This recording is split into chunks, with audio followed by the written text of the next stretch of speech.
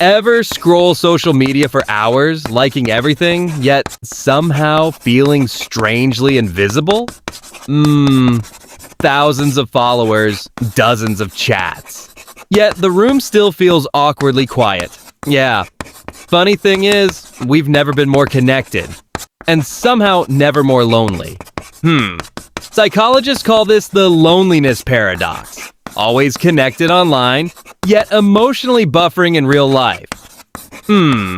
Our brains evolved for eye contact, awkward laughs, real presence, not just blue notifications.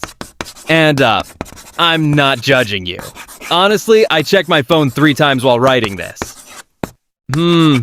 First problem, social media gives us connection signals, not real connection.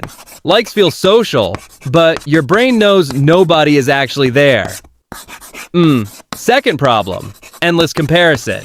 You see vacations, perfect bodies, dream jobs. Meanwhile, I'm celebrating surviving Monday.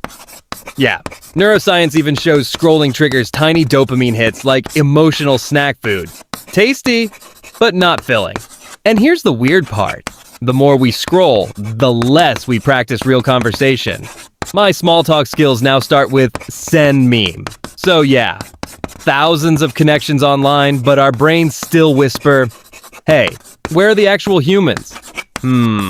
Maybe loneliness today isn't about having no people around us.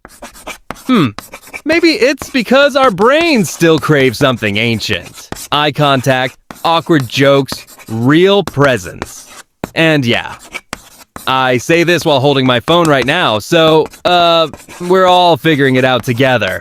If this felt a little too relatable, maybe share it with someone. Or better yet, send it to a friend and actually talk. And hey, follow for more psychology before I check my phone again.